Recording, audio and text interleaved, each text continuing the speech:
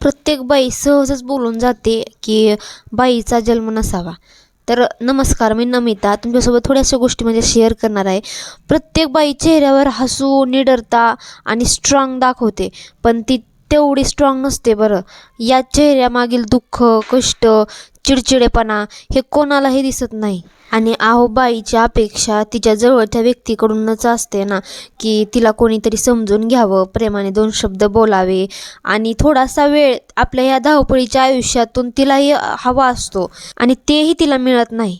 त्याउलट तिला मिळणारी निराशा, चिडचिडेपणा, डोक्यावर पडणारे कामाचं भरडण आणि कोणी समजून घेत नसेल तर सर्वांना हवी असते समजूतदार बाई. खूप कठीण आहे बाईचं आयुष्य.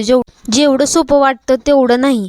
मुलगी होऊन कोणाची तरी बायको, सून, आई या सगळ्या जबाबदाऱ्या तिला पुरेपूर पार पाडाव्या लागतात.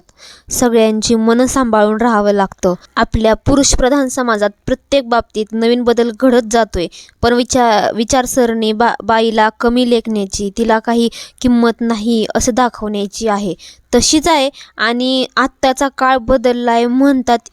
एखादी स्त्री घराबाहेर पडती किंवा काहीतरी इन्कम सोर्स बघतीये.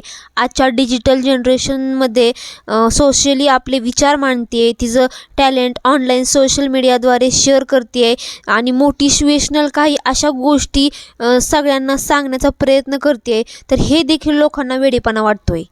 आणि हे पटतंय का तुम्हाला? मला कमेंट करा आणि नक्की तुम्ही सांगा.